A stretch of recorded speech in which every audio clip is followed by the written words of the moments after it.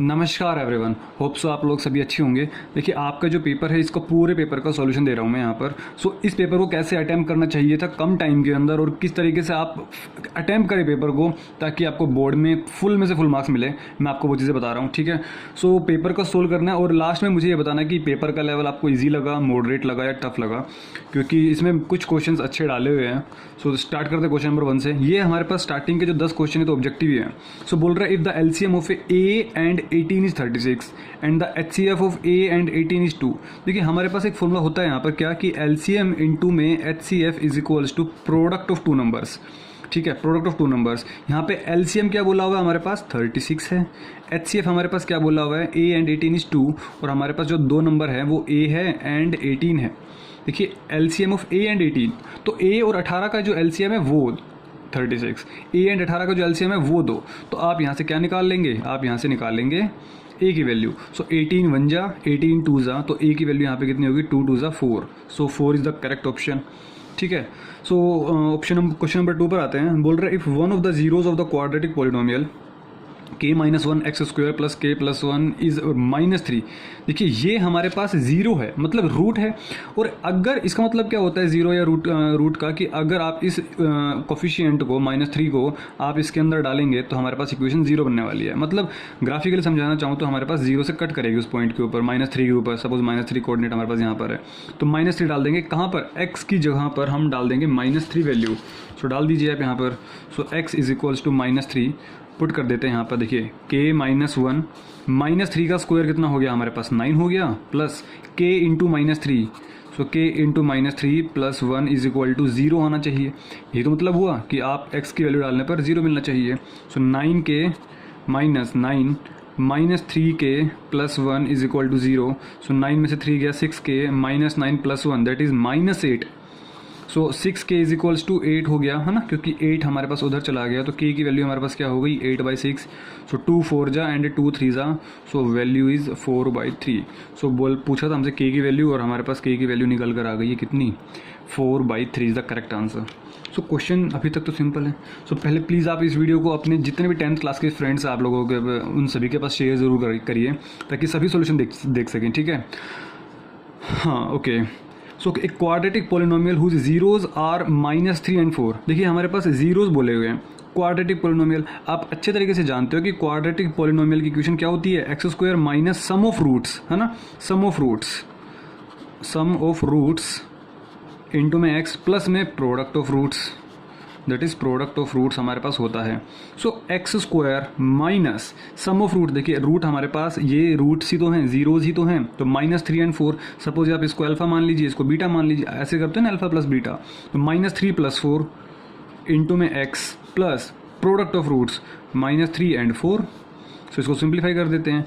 X square -3 + 4 that is 1, minus x बन गया यहाँ पर, और -3 × 4 जा -12, -12 हो गया। क्या हमारे पास ऑप्शन है, देखिए यहाँ पे माइनस है, यहाँ प्लस है। ध्यान से देखना, ये ऑप्शन नहीं होगा।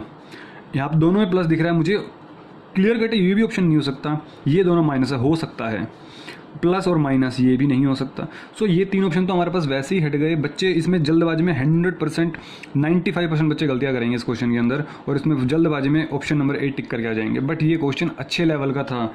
ऐसे क्वेश्चंस बच्चों को मजबूर कर देते हैं कि मुझे गलत करो, और वो बच्चे गलत कर देते हैं। देखिए बच्चे, यहाँ पे हमारे पास अब इसके साथ मैं कुछ भी कोफिशिएंट लगाऊं डजेंट मैटर, हमारे पास कोफिशिएंट तो 0 ही बन जाएगा ना। क्या कहना चाह रहा हूँ, अगर मैंने इसको 2 से डिवाइड कर दिया पूरी इक्वेशन को, क्योंकि हमारे पास कोई भी क्वाड्रेटिक पॉलिनोमियल इक्वेशन होगी तो ऑब्वियस सी बात है 0 की इक्वल होगी। तो अगर मैंने पूरी इक्वेशन को 2 से डिवाइड कर दिया तो क्या फ़र्क पड़ेगा, कुछ फ़र्क नहीं पड़ेगा। देखिए, एक इक्वेशन हमारे पास वही लाइन देगी जो, समझो मेरी बात समझो। मैं ये कह रहा हूँ बच्चे कि x² - 12 इज इक्वल टू 0 कहूँ, या 2 × x² - x - 12 is equal to 0 कहूँ, या 4 × x² - x - 12 is equal to 0 कहूँ, या 1/2 × x² - x - 12 is equal to 0 कहूँ। इन सभी इक्वेशंस का एक ही ग्राफ बनने वाला है, एक ही कर्व बनेगी हमारे पास, अलग अलग कर्व नहीं बनती, सिर्फ कोफिशिएंट। क्योंकि ये 2 4 1/2 हमारे पास 0 में इधर जाएंगे तो 0 बन जाएंगे, इधर जाके 0 बन जाएगा ये 1/2। तो फाइनली हमारे पास यही इक्वेशन बनने वाली है। इसीलिए इस क्वेश्चन को अच्छा क्वेश्चन बोला मैंने, और इसी क्वेश्चन को मैंने इसलिए 5 स्टार क्वेश्चन दिया है। और इसमें बच्चे गलतियाँ करेंगे तो मैंने पूरी इक्वेशन को 1/2 से मल्टीप्लाई कर दिया। सो 1/2 से मल्टीप्लाई करने के बाद क्या बन गया, देखो x² माइनस x/2 माइनस 12 को जब हाफ से मल्टीप्लाई किया तो 6 आ गया, और ऑप्शन नंबर सी हमारे पास करेक्ट आंसर मैच कर रहा है। समझ पा रहे हो मेरी बात? So this is option number C is correct. The pair of equation 3x, देखिए आप पेयर ऑफ इक्वेशंस है तो आप क्लियरली जानते हो कि हमारे पास a1/a2 is equal to b1/b2 और c1/c2 में रिलेशन होते हैं। सो अगर मैं कहूँ आपको एक बात कि चलो इसका a1 की वैल्यू कितनी है 3, इसकी भी a2 की वैल्यू -6 इज इक्वल्स टू -5, और यहाँ पे कितना है हमारे पास 10, और यहाँ पे हमारे पास 7, और यहाँ पे भी हमारे पास 7 है। सो कितना वैल्यू आ रहा है देख लेते हैं। जब इसको कट करेंगे 3 1 जा और 2 जा तो 1/-2 मतलब -1/2, 5 1 जा 5 2 जा तो -1/2 इज इक्वल टू 1/1। ये दोनों तो इक्वल आ गए बट ये हमारे पास इक्वल नहीं आया। ये दोनों तो इक्वल आ गए बट ये हमारे पास इक्वल नहीं आया। अब इस सॉल्यूशन को हम क्या बोलते हैं? देखो हमारे पास 3 सॉल्यूशन होते हैं, यूनिक, नो एंड इनफाइनाइट। ठीक है, तो जब हमारे पास a1/a2 is equal to b1/b2 is not equal to c1/c2 होता है तो हमारे पास नो सॉल्यूशन होता है, नो सॉल्यूशन होता है। क्योंकि सपोज करो मैं इक्वेशन का ग्राफ एग्जैक्टली नहीं बना रहा हूँ, मतलब जो लाइंस बनेंगी हमारे पास वो कभी मीट नहीं करेंगी हमारे पास। ठीक है, तो नो सॉल्यूशन कहूँ या मैं इनकंसिस्टेंट सॉल्यूशन कहूँ, इनकंसिस्टेंट सॉल्यूशन भी हमारे पास इसी को ही बोलते हैं। देखिए बच्चे हमारे पास 2 तरह के सॉल्यूशंस होते हैं, कंसिस्टेंट एंड इनकंसिस्टेंट। इनकंसिस्टेंट मैं अब यहाँ लिख देता हूँ, सॉल्यूशन हमारे पास 2 तरीके के होते हैं, एक कंसिस्टेंट होता है, एक इनकंसिस्टेंट होता है।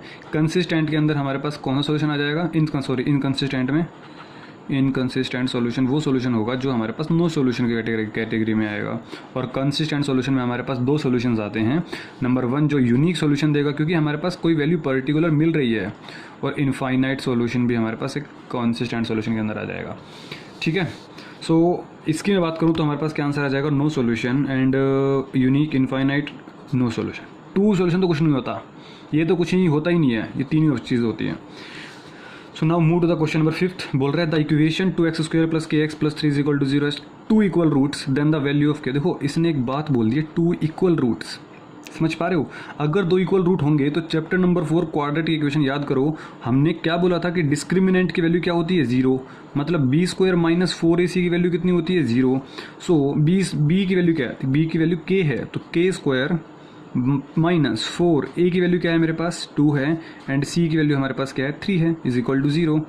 तो k², 4 2 8, 8 3 24, है ना? 4 दूनी 8 थी 24, तो -24 उधर गया तो क्या बन गया मेरे पास? 24। सो k की वैल्यू हमारे पास क्या आ गई? 24 का रूट। अब हमारे पास इसकी वैल्यू को कैसे लिखें प्लस माइनस में, वो हमें देखना होगा। सो सिंप्लीफाई कर देते हैं 24 को। सो 24 को जब सिंप्लीफाई किया तो 2 12 जा, 2 6 जा, है ना, 2 3 जा, और ये बचा ये। तो ये हमारे पास पेयर बन गया, और 6 हमारे पास मतलब 2√6 आ गया। कितना आ गया? 2√6। लेकिन प्लस माइनस भी तो आएगा क्योंकि रूट है, क्योंकि हमारे पास जब प्लस 2√6 का स्क्वायर करोगे तब भी वही आने वाला है, और माइनस 2√6 का स्क्वायर करेंगे तब भी हमारे पास वही चीज़ आने वाली है 24। सो हमारे पास ये वैल्यू क्या आ गई? हमारे पास प्लस माइनस 2√6 है कहीं ऑप्शन में। Yes, option number D is the correct, option D is correct. 4 6 जा 24। सो क्वेश्चन नंबर 6 पे चलते हैं। If 1 root of the equation x² - px + 12 is equal to 0 is 4। देखो बच्चे ये हमारे पास एक क्वाड्रेटिक इक्वेशन है, और इस क्वाड्रेटिक इक्वेशन में एक रूट तो हमारे पास 4 है। तो इसका मतलब क्या हुआ? जब 4 डालूंगा x की जगह तो हमारे पास 0 मिलना चाहिए, तो 4 डाल देते हैं यहाँ पे। तो 4 का square 16, 4p + 12 is equal to 0, क्योंकि ये तो हमारे पास रूट है। तो कितना हो गया हमारे पास? 16 and 12 that is 28 plus 4p is equal to 0। तो 4p की वैल्यू कितनी होगी? -28, एंड p की वैल्यू कितनी होगी? -28, और ये 4 चला जाएगा डिवाइड में, तो हमारे पास वैल्यू आ जाएगी p की वैल्यू आ जाएगी मेरे पास -7, है ना। 4 7 जा 28। While the equation this has equal roots. देखो इक्वल रूट्स, मैं रिपीट करता हूँ ये बात है कि 95% क्वेश्चन आपके पास इक्वल रूट्स भी आने वाले हैं। इक्वल रूट्स मतलब ये वाला फंडा कि discriminant 0, b² - 4ac is equal to 0, सबसे इंपॉर्टेंट फंडा है आपका ये। सो इक्वल रूट्स है, ठीक है। सो पहले p की वैल्यू -7 पुट कर देते हैं, तो x² - 7x + q is equal to 0। अब बोल रहा है क्या इक्वल रूट्स हैं, तो इक्वल रूट्स होंगे तो हमारे पास क्या मैं कह दूं b² - 4ac होगा। तो b की वैल्यू क्या है? -7, तो -7 का स्क्वायर -4 इंटू a की वैल्यू 1 है और c की वैल्यू q है, इज इक्वल टू 0 होने वाला है। सिंपल और not.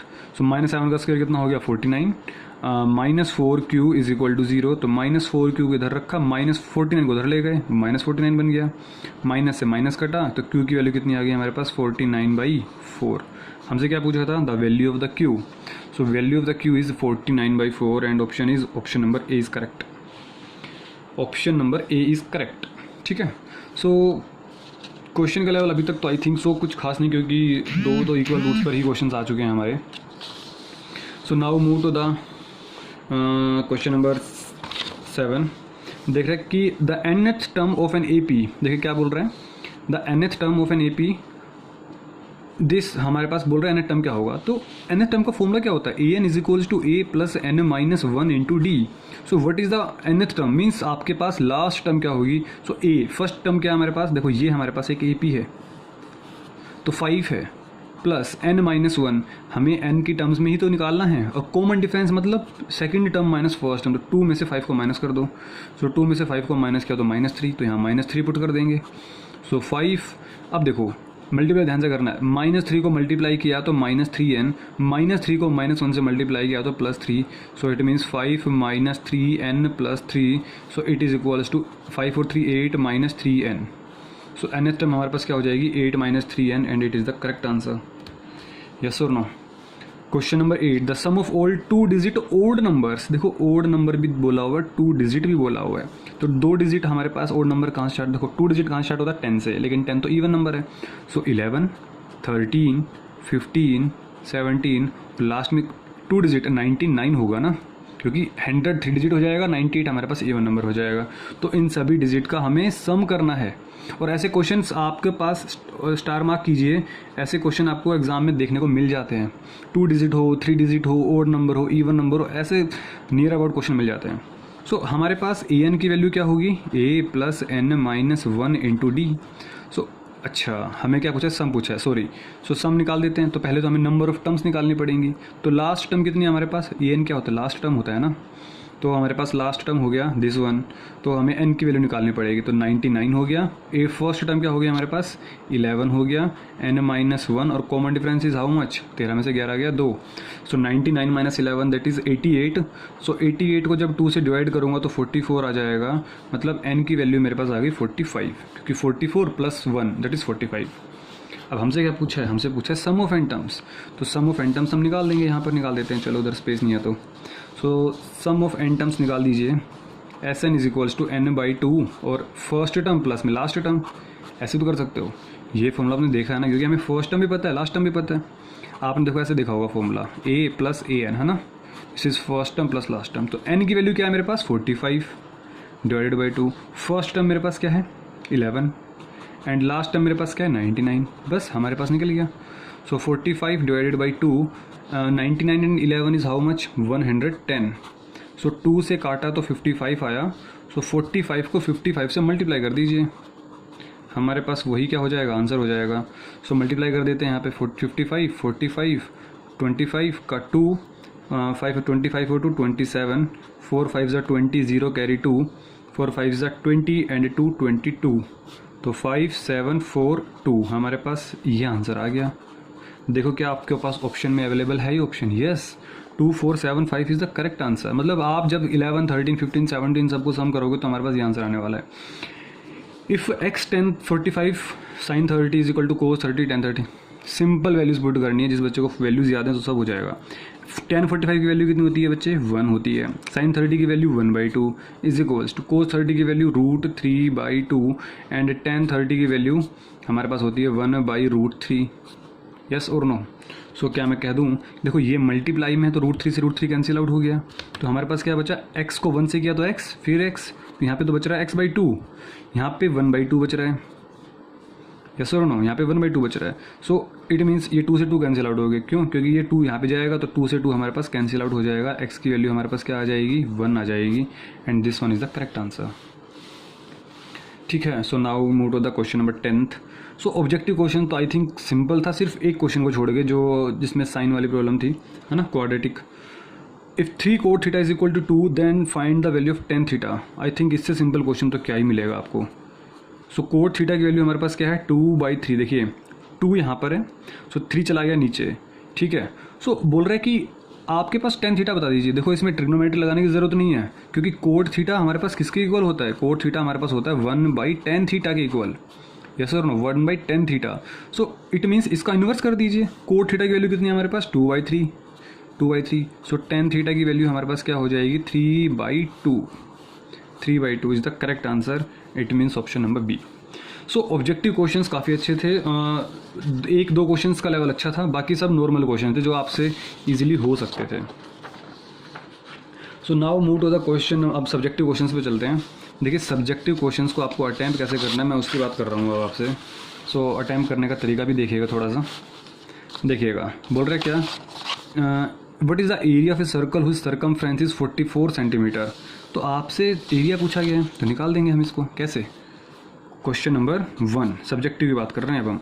So area of a circle पूछा है ना, सर्कमफ्रेंस ऑफ ए सर्कल। देखो आप लिखेंगे क्या, मैं कुछ बातें लिखूंगा नहीं बट बोलूंगा, तो प्लीज़ आप उसको ध्यान से नोट करिएगा। तो सर्कमफ्रेंस ऑफ सर्कल हमारे पास कितने गिवन है? 44 सेंटीमीटर। बट सर्कल का जब क्वेश्चन आ गया तो एक सर्कल बना दीजिए। तो इसका सर्कमफ्रेंस का फॉर्मूला क्या होता है हमारे पास? 2πr is equals to what? 44। So 2 into में, या तो आप चलो यही कर दीजिए 22/7 इंटू में r। तो यहाँ से हमारे पास क्या निकल जाएगा? r निकल जाएगा। सो कितना आ जाएगा हमारे पास यहाँ से r? देखिएगा 44, ये 7 चला गया ऊपर और 2 यहाँ पर नीचे आ गया, 22 भी नीचे आ गया। जो 22 2 44, 44 से 44 पूरा का पूरा कैंसिल आउट हो गया। सो r हमारे पास आ गया क्या? 7 सेंटीमीटर। प्लीज़ यूनिट्स को ज़रूर लिखें। अगर आपने इसको नहीं लिखा तो इट मीन्स आपके मार्क्स कटने के चांसेस हैं। सेंटीमीटर में था ना तो सेंटीमीटर हो गया। सो हमने यहाँ पे रेडियस को मेंशन कर दिया कि ये 7 सेंटीमीटर हो गया। बोल रहे what is the area of a circle. So क्या आप इजीली एरिया निकाल सकते हो? चलो इसे नीचे कर देते हैं इस क्वेश्चन को। तो सो एरिया ऑफ सर्कल कितना होता है? πr²। पाई की वैल्यू 22/7, r स्क्वायर मीन 7 इंटू 7। तो 7 से 7 गया। सो 22 इंटू में 7 दैट इज़ 154 है ना, क्योंकि 140 and 14 yes 154 centimetre square. Please units को ध्यान दिया कीजिए, ये आपके आधा एक मार्क्स कटवा देते हैं। फिर बच्चा बाहर निकल के कहता है कि मेरे तो 100 मार्क्स आ गए, लेकिन पता चला 99 मार्क्स आ रहे हैं। क्यों? यूनिट नहीं लेके आए। सो लास्ट में यूनिट्स पे प्लीज़ ध्यान दीजिए, बोर्ड एग्जाम है, ये छोटी छोटी चीज़ें ही आपके मार्क्स कटवा देती हैं। सो क्वेश्चन नंबर 12 बात करते हैं। बोल रहा है find the area of the sector of a circle with radius 4 centimetre and angle of 30 degree. Find the area of the corresponding major sector. देखो उसने मेजर सेक्टर पे फोकस किया है। बच्चे क्या करेंगे, इसके अंदर माइनर सेक्टर लगा के आ जाएंगे और बस गलत हो जाएगा। तो हर एक वर्ड को ध्यान से पढ़ना है और क्वेश्चन पेपर में जो की पॉइंट है ना उसको प्लीज़ आप अंडरलाइन कर लो ताकि उसको भूलो ना। ये पेपर करने का तरीका है। जल्दबाजी में अगर सपोज आपने बाद में ध्यान नहीं दिया तो आपको याद रहेगा कि हाँ मुझे मेजर सेक्टर निकालना है। सो क्वेश्चन नंबर 2 क्या बोल रहे हैं? Find the area of sector. हमारे पास सेक्टर निकालना है तो ऑब्वियस से एक सर्कल बनेगा ही बनेगा। रेडियस कितनी सेंटीमीटर? 4 सेंटीमीटर। एंगल 30 डिग्री है। सो देखिए ये सेंटर बना दिया मैंने और ये हमारे पास क्या हो गया? 30 डिग्री का एंगल हो गया। और रेडियस कितना हो गया? 4 सेंटीमीटर। तो ये भी 4 सेंटीमीटर, ये भी 4 सेंटीमीटर। देखो हमारे पास ये तो माइनर सेक्टर है ना, हमें क्या निकालना है? मेजर। सो आपको ये पोर्शन निकालना है। सो कोशिश क्या कीजिए, जो पोर्शन आपको निकालना हो वो आप शेड कर लो ताकि एग्जामिनर को और अच्छा लगे। बट आप कोशिश करना कि डायग्राम को आप पेंसिल से ड्रॉ करें। देखो ये जो चीज़ें बता रहा हूँ प्लीज़ ये समझो, ये काम की चीज़ें हैं, आपके एग्जामिनर पर अच्छा इंप्रेशन डालती है। So radius of a circle कितना हो गया हमारे पास? रेडियस ऑफ सर्कल कितना हो गया? 4 centimetre. So angle subtended between them. So angle लिख देना, angle subtended between them is 30 degree. So can I say that what कि आपके पास एरिया ऑफ मेजर सेक्टर कैसे होगा? देखो बच्चे दो तरीके से निकाल सकते हो आप इसको। नंबर 1 कि पूरे सर्कल के एरिया में से माइनर सेक्टर को माइनस कर दो, या डायरेक्ट आप मेजर सेक्टर कर दो। देखो मैं डायरेक्ट मेजर सेक्टर निकाल रहा हूँ, मतलब पूरा कितना एंगल होता है? 360 डिग्री। ये सपोज हमने क्या मान लिया, ये 30 डिग्री है। तो 360 में से अगर 30 डिग्री माइनस कर दिया सो हमारे पास नीचे 30 हो गया और नीचे क्या आएगा? 360 डिग्री। क्योंकि माइनर सेक्टर का फॉर्मूला क्या होता है हमारे पास? θ/360 इंटू πr²। अगर एरिया की बात करें तो πr²। लेकिन हमारे पास मेजर सेक्टर पूछा है तो हमारे पास ये एंगल आ जाएगा। ये थीटा लेते थे, अब हमारे पास यहाँ से देखो, यहाँ से लेकर ये पूरा एंगल बात करेंगे। अब हम ये पूरा एंगल कितना है? 360 में से जब 30 डिग्री को माइनस कर दूंगा वही तो एंगल होगा, इनटू में πr²। एक तरीका और है कि पूरे सर्कल के एरिया में से पाई आर स्क्वायर में से इस माइनस फैक्टर को माइनस कर दीजिए, तो थीटा अपॉन 360 इंटू में पाई आर स्क्वायर। ये भी तरीका बिल्कुल सही है, सर्कल में से माइनस फैक्टर माइनस कर दिया, या फिर हमारे पास जो एंगल चाहिए था हमने उस एंगल की बात कर ली। तो दोनों तरीके में से जो भी आपको अच्छा लगे वो कीजिएगा। सो 360 में 30 गया तो 330 डिवाइडेड बाई 360, पाई की वैल्यू 22/7 and radius is how much, radius of circle is 4, तो 4 इंटू 4 आपका आंसर आ जाएगा। सो कट कर दीजिए, 0 से 0 गया और कुछ कट रहा है, 7 से नहीं, यहाँ नहीं कट रहा, 3 से कट रहा है, तो 3 11 जा एंड 3 12 जा।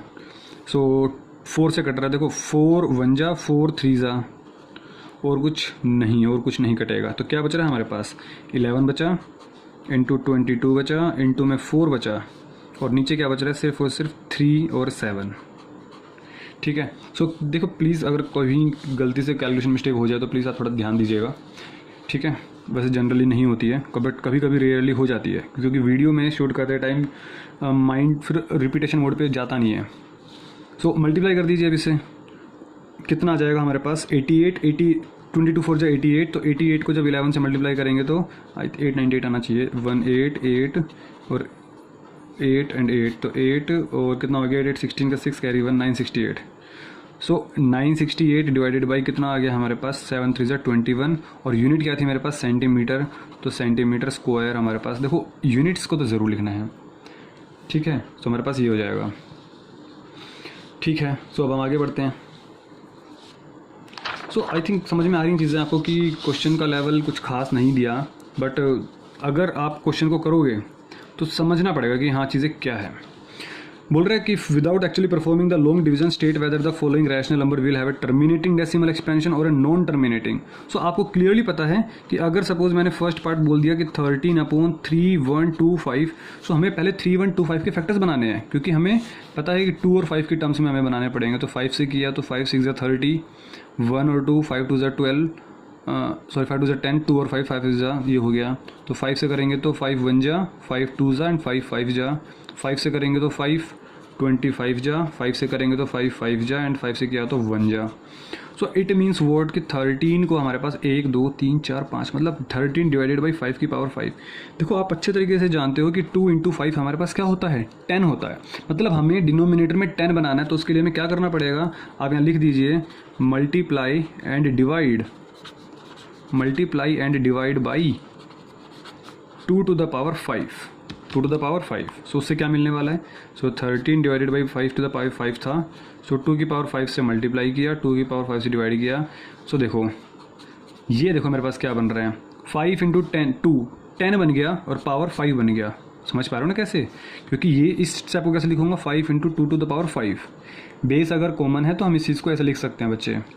सो ये बन गया। सो देखिएगा 13 इंटू 2 द पावर 5 होता है 32, और ये तो बन गया 10 टू द पावर 5 मीन्स 1 2 3 4 5। सो अब इस चीज़ को मैं क्लियरली लिख सकता हूँ कि ये हमारे पास p/q फॉर्म बन रही है। कैसे बन रही है, क्योंकि डेसिमल में बन रही है, नॉन रिपीटिंग, मतलब कि हमारे पास टर्मिनेटिंग खत्म हो गया, टर्मिनेटिंग टर्म बन रही है ना। अगर टर्मिनेटिंग टर्म होती है तो हमारे पास वो रैशनल नंबर होता है। आप इसको मल्टीप्लाई कीजिए और आंसर लिखिए, 13 दूनी 26, 6 कैरी 2, 39 और 2 41।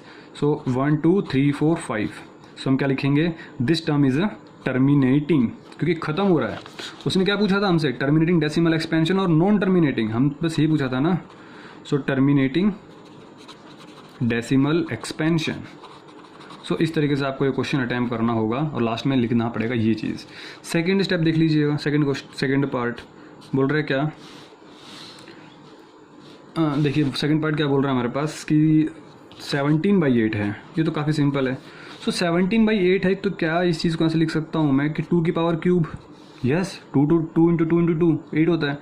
सो इसको हम क्या करेंगे, मल्टीप्लाई एंड डिवाइड बाई, अब हमें तो बेस पावर सेम चाहिए ना, तो 5 की पावर 3 से मल्टीप्लाई डिवाइड कर दीजिएगा।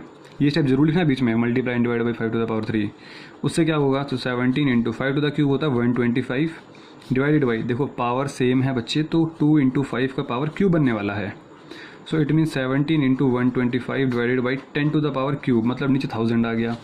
इसको मल्टीप्लाई करेंगे तो कितना आ जाएगा हमारे पास, समझ पा रहे हो। तो 17 5 68 कैरी 6, 17 टू ज़ा 34 एंड 6 40 का 0 कैरी 4, 17 1 जा 17 एंड 4 21, सो 1000।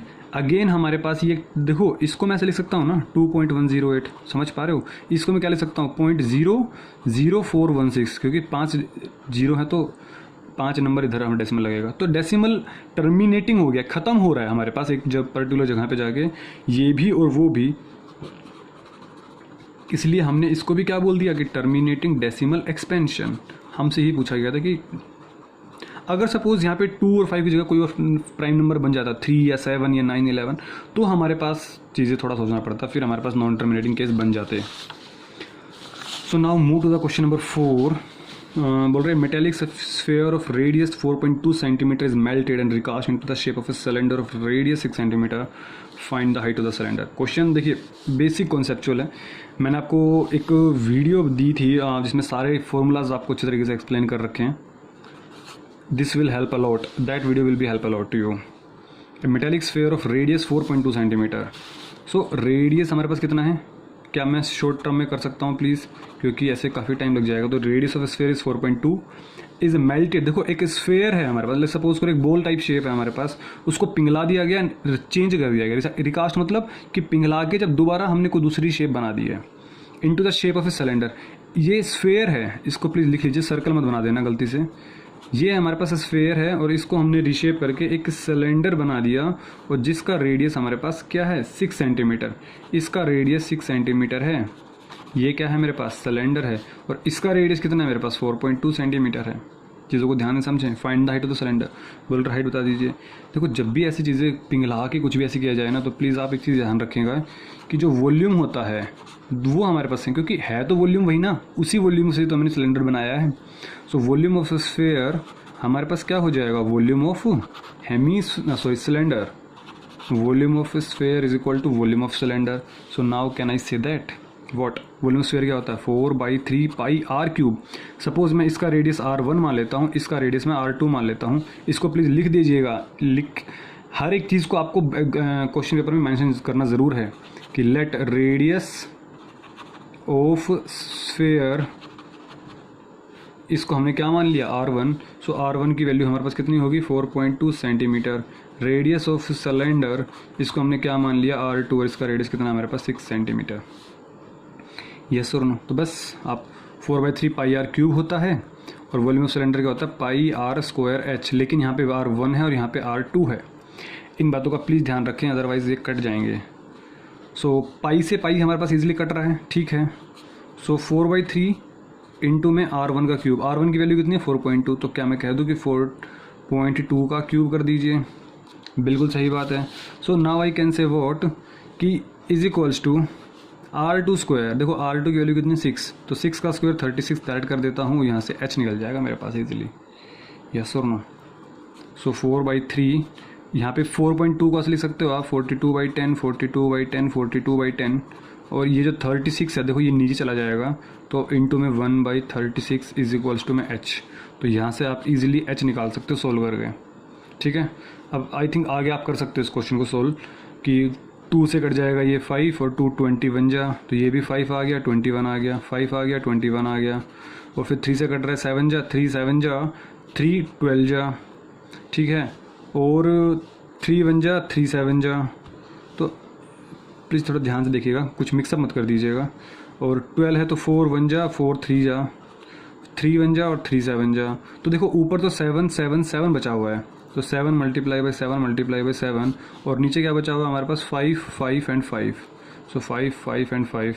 सो हाइट कितनी हो गई, देखो 7 का क्यूब होता है 343, और इसकी वैल्यू होती है 125, और ये हमारे पास यूनिट है सेंटीमीटर में, तो हमारे पास ये आंसर आ गया एग्जैक्ट। और आप चाहें तो प्लीज़ आप इसको डेसिमल में भी कन्वर्ट करके रख सकते हो, ठीक है। तो अब इसके नोट्स मैं आपको टेलीग्राम पर दे दूंगा, क्योंकि आप जानते ही हैं कि टेलीग्राम ऐप पर देख भी चुके हैं पहले ही, मैंने लिखा हुआ है कि जो इसका सॉल्यूशन पीडीएफ फॉर्म में चाहता है तो उसका पूरा सॉल्यूशन मैंने पीडीएफ फॉर्म में कन्वर्ट करके टेलीग्राम पर रख दिया है। 5th क्वेश्चन करते हैं। Write 4 terms of AP then when the first term A and the common difference D are. तो इजीली कर सकते हो। सो फर्स्ट टर्म हमारे पास क्या है 4, कॉमन डिफरेंस हमारे पास क्या है -3। सो a1 की वैल्यू तो हमारे पास 4 ही हो गई। सो आप जानते हो कि a2 माइनस a1 क्या होता है, कॉमन डिफरेंस। तो सेकेंड टर्म हमारे पास क्या होता है d plus a1 plus d। So what is the a1, that is 4। What is the common difference, -3। So 4 minus 3 is equal to 1। So a2 निकल के आ गया मेरे पास 1। सिमिलरली क्या मैं कह दूं कि a3 minus a2 is equal to D होता है। थर्ड टर्म में से सेकंड टर्म गया तो भी तो डी होता है। सो तो a2 प्लस में d। देखो आप थर्ड टर्म को ऐसे भी निकाल सकते हो कि a1 plus a3 is equal to a1 plus 2d, ऐसे भी निकाल सकते हो, कोई इशू नहीं है, बट ऐसे भी निकाल सकते हो। So third term is equal to second term हमारे पास क्या आ रही है बच्चे, 1 आ रही है, एंड कॉमन डिफरेंस कितना आ रहा है मेरे पास -3। So a3 is equals to how much, 1 - 3, it means what, minus का 2। सो हमारे पास जो AP बन रही है वो क्या बन रही है, a1 a2 a3 dash dash. तो a1 क्या है मेरे पास, a1 की वैल्यू कितनी है 4, a2 की वैल्यू कितनी है 1, a3 की वैल्यू कितनी है मेरे पास -2 and dash dash and dash. बस आपसे इतना ही पूछा था कि आप मुझे AP बता दीजिए इस क्वेश्चन के लिए। फर्स्ट 4 टर्म्स पूछा है, सॉरी, तो फोर्थ टर्म भी निकाल दीजिए। सो a3 प्लस में d। सो थर्ड टर्म हमारे पास कितना है -2, और कॉमन डिफरेंस कितना है मेरे पास -3। So -2 and -3 and it is equals to -5। ठीक है, तो यहाँ पे एक टर्म और लिख दीजिएगा -5। तो हमने डैश डैश डैश हमने आगे लगा दिया। This is our AP। So move to the question number 6। On comparing the ratios, देख बोल रहे हैं इधर देखिएगा, on comparing the ratios a1/a2, b1/b2, c1/c2, find the following pair linear equations are consistent और इनकंसिस्टेंट। हमने बताया थोड़ी देर पहले अभी। सो a1 की वैल्यू कितनी है हमारे पास, देखो हमें क्या निकालना है, a1/a2, b1/b2 और c1/c2 निकालना है। सो अगर ये इक्वल हुए तो हमारे पास देखते हैं क्या निकल के आती हैं चीज़ें। वैसे बीच में कोमा लगानी चाहिए आपको, क्योंकि अभी तो हमें निकालना है। इक्वल टू कह दोगे तो फिर तो आप कुछ और चीज़ बोल दोगे ना। सो a1 की वैल्यू कितनी है हमारे पास 3, a2 की वैल्यू कितनी है 2 इज इक्वल्स टू 2 है a2 की b1 की वैल्यू, यहाँ पे है -3 और यहाँ पे है 5 और यहाँ पे है 7। सो आई डोंट थिंक सो कुछ कॉमन आ रहा है, मतलब कि कोई भी टर्म हमारे पास इक्वल नहीं है। ये ना तो इसके इक्वल है और ना ये हमारे पास इसके इक्वल है। So it means what, this equations gives us what, unique solution. And unique solution मतलब सॉल्यूशन क्या होगा हमारे पास, so therefore solution will be consistent. मतलब हमें सॉल्यूशन मिल रहा है, हमें कोई ना कोई x की y की वैल्यू मिल रही है जो हमारे पास इस इक्वेशन को सेटिस्फाई करेगी। Solution will be consistent solution. So इसका आंसर क्या हो जाएगा हमारे पास, कंसिस्टेंट सॉल्यूशन हो जाएगा। अगर नो सॉल्यूशन होता तो हमारे पास जो क्वेश्चन है वो इनकंसिस्टेंट हो जाता। So this is your section A and I think this will be easy. So please आप मुझे कमेंट बॉक्स में कमेंट करके ज़रूर बताएं कि पेपर का लेवल आपको कैसा लग रहा है, और वीडियो को ज़रूर शेयर करना सभी फ्रेंड्स के साथ, 10th क्लास में जितने भी आपके फ्रेंड्स हैं आपकी क्लास में, क्योंकि मे भी हो सकता है उनके पास ना पहुँची अभी तक ये videos. So find the discriminant of the equation and hence find the nature of its roots, find them if they are real. तो नेचर ऑफ द रूट्स निकालना है, इट मीन्स हमें डिस्क्रिमिनेंट नहीं पता करना पड़ेगा, और डिस्क्रिमिनेंट निकालने के बाद हमें उसके रूट्स भी निकालने हैं। ठीक है, so nature of the roots के लिए क्या मैं कह दूं कि डिस्क्रिमिनेंट, पहले डिस्क्रिमिनेंट निकाल देते हैं। सो देखो डिस्क्रिमिनेंट की स्पेलिंग गलत मत लिखना प्लीज़, देख के लिख देना एटलीस्ट, कि ऐसा ना करो कि आप स्पेलिंग कोई गलत लिख दें। सो डिस्क्रिमिनेंट हमारे पास क्या होता है बच्चे, डी होता है। It means b² - 4ac। और देखो अगर आपके पास ज़्यादा बेटर होगा कि आप क्वाड्रेटिक इक्वेशन को लिख दो इस फॉर्म के अंदर कि ये हमारे पास एक क्वाड्रेटिक इक्वेशन होती है, तभी तो ABC लिखा आपने। सो देयरफॉर हमारे पास इक्वेशन ये थी, तो इसके अकॉर्डिंग हमारे पास A की वैल्यू कितनी हो गई 3, B की वैल्यू -2 एंड C की वैल्यू कितनी हो गई हमारे पास 1/3। सो इट मीन्स वॉट, D कितना हो गया b² - 4ac। चलो निकाल देते हैं। B की वैल्यू -2 का स्क्वायर -4, A की वैल्यू 3 एंड C की वैल्यू 1/3। -2 का स्क्वायर 4, देखो 3 से 3 कट कैंसिल आउट हो गया क्योंकि मल्टीप्लाई डिवाइड में है ना, तो क्या बचा मेरे पास 4 एंड इट इक्वल टू 0। सो एक चीज़ तो क्लियर हो गई हमारे पास कि जो रूट्स होंगे वो क्या होंगे हमारे पास, रूट्स आर इक्वल, क्योंकि 2 रूट, देखो ऐसे लिख दिया मतलब ऑब्वियस है प्लूरल है, तो 2 रूट्स आने वाले हैं हमारे पास, तो रूट्स आर इक्वल। पहली चीज़ इक्वल ही काफ़ी है, तो रूट्स आर इक्वल। तो बोल रहे hence find the nature of roots, तो नेचर ऑफ द रूट्स तो हमारे पास ये है कि रूट्स हमारे पास इक्वल आने वाले हैं। ठीक है, क्योंकि d is equal to 0। So therefore जब रूट्स की वैल्यू क्या होगी, सो x निकाल देते हैं। तो x की वैल्यू क्या होती है, minus B plus minus root D upon में 2a। डी क्या होता है, ये तो डी होता है जो हमने निकाला अभी 0। ठीक है, तो आप इसको निकाल दीजिए। तो माइनस बी, देखो b की वैल्यू क्या है मेरे पास -2 प्लस माइनस यहाँ पे तो 0 लिखना है, ऑब्वियस सी बात है। 2 a की वैल्यू क्या है मेरे पास 3 है। सो देखो माइनस माइनस प्लस प्लस हो गया, ये यहाँ पे हो जाएगा 2। अब एक बारी, चलो इसको मैं एक स्टेप में कर देता हूँ, 6 हो गया। अब देखो एक बारी प्लस साइन लेंगे तो क्या हो जाएगा 2 + 0/6, एक बार माइनस लेंगे तो 2 - 0/6, ऑब्वियस है ना। तो ये क्या बन जाएगा 2/6, ये भी क्या बन जाएगा 2/6, ये क्या बन जाएगा 1/3 एंड ये भी क्या बन जाएगा हमारे पास 1/3। So the roots are, so obvious है रूट्स हमारे पास इक्वल आने वाले हैं एंड रियल भी तो आने वाले हैं, क्योंकि रियल ही बोलेंगे ना। इमेजनरी का बनता है जब रूट के अंदर नेगेटिव बन जाता है तो इमेजनरी वैल्यूज़ कहलाती है। तो हमारे पास इसका आंसर क्या आ जाएगा 1/3 and 1/3। So if find them if they are real, तो रियल भी था तो हमने रूट्स की वैल्यू फाइंड आउट कर दी है। ठीक है, so now move to the question number 8। So question number 8 कह रहा है कि if sine is equal to 3/4 then find this. देखिए आपको क्वेश्चन में, एग्जाम में भी ऐसे क्वेश्चन आपको देखने को मिल सकते हैं, क्योंकि क्वेश्चन का लेवल बहुत ही सिंपल है। तो sine A is equals to 3/4 है ना, साइन इज इक्वल टू 3/4। हमें निकालना है cos B, tan B and sec B. ठीक है, निकाल देते हैं। कैसे, आपके पास देखो एक ट्राइंगल में पूरी ट्रिग्नोमेट्री इसके अंदर डिवाइड हो जाएगी आपकी इसी बहाने। इसलिए ना जो पेपर्स होते हैं उनको सोल्व करते रहा करो आप, क्योंकि एक पेपर करते हो पूरा बुक आपकी रिवाइज हो जाती है उसके साथ साथ। एंगल कौन सा दिया हुआ है ए, तो सपोज करो मैंने इसी एंगल को मैंने ए मान लिया। ठीक है, ये 90 डिग्री हो गया। मेरे पास जो काम की बात होगी मैं वही लिखूंगा। तो पंडित बद्रीनाथ प्रसाद हर हर बोले, तो है ना, ये चीज़ तो पता ही होगा आपको, याद होगा भी कि पंडित बद्रीनाथ प्रसाद हर हर भोले या बोले। तो P/H, साइन की बात करें तो P/H। ठीक है, एंगल के सामने क्या होता है परपेंडिकुलर, तो इसकी यूनिट कितनी होगी मेरे पास 3, और हाइपोटेन्यूज हमारे पास कितना हो गया 4 है ना, ये हमारे पास हाइपोटेन्यूज, ये कितना हो गया 4। ध्यान देना इस क्वेश्चन पर, ये 4 यहाँ पे नहीं है, बच्चे जल्दबाजी में इसको 5 ना बना दें कहीं कि 3 4 5 का आप पाइथागोरस ट्रिपलेट पता है सर, 3 यहाँ पर 4 यहाँ पे तो 5, बेटा वो 3 यहाँ 4 यहाँ तब 5 यहाँ पे आता है। सो केयरफुल रहो, ठीक है, ध्यान से करो क्वेश्चंस को। सो बाय पाइथागोरस थ्योरम क्या हो जाएगा, क्या मैं कह दूं बाय पाइथागोरस थ्योरम, सपोज इसको अभी मैं x मान लेता हूं। सो 3 का स्क्वायर प्लस x का स्क्वायर इज इक्वल टू 4 का स्क्वायर। तो x का स्क्वायर कितना हो गया 16 - 9। सो x स्क्वायर की वैल्यू क्या हो गई मेरे पास 7 है ना, 16 में से हो गया 7। तो x की वैल्यू हमारे पास क्या हो गई ±√7। x की वैल्यू मेरे पास ये हो गई है।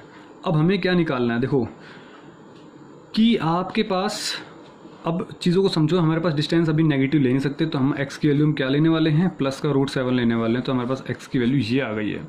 अब हमसे बोला गया कोस a निकाल दीजिए। सो कोस a हमारे पास क्या हो जाएगा बेस अपॉन हाइपोटेन्यूज। देखो x की वैल्यू हमारे पास क्या आ गई है √7। और वैसे इसके पीछे काफ़ी लॉजिक है, प्लस माइनस में से हमने प्लस ही क्यों लिया, इसके पीछे काफ़ी बड़ी ट्रिग्नोमेट्री का लॉजिक है, क्योंकि हमारे पास ये फर्स्ट क्वाड्रेंट में लाई करेगा और भी काफ़ी सारी चीज़ें होंगी, वो अभी आपको सीखने की ज़रूरत नहीं। इस क्वेश्चन बताने की जरूरत नहीं, बस अभी आप समझे कि प्लस वैल्यू लेनी है। तो कोस ए चाहिए, तो कोस ए क्या होगा हमारे पास base upon hypotenuse. So base upon hypotenuse it means angle के जो साथ है वही तो बेस है, तो बेस क्या हो जाएगा √7 अपॉन हाइपोटेन्यूज कितना हो जाएगा 4। अच्छा, हमसे क्या पूछा टेंजेंट ए, तो टेंजेंट ए हमारे पास क्या हो जाएगा P/B। सो P/B, तो परपेंडिकुलर, एंगल के सामने क्या होगा परपेंडिकुलर, और बेस क्या होगा x, तो √7। और क्या पूछा हमसे सेक ए,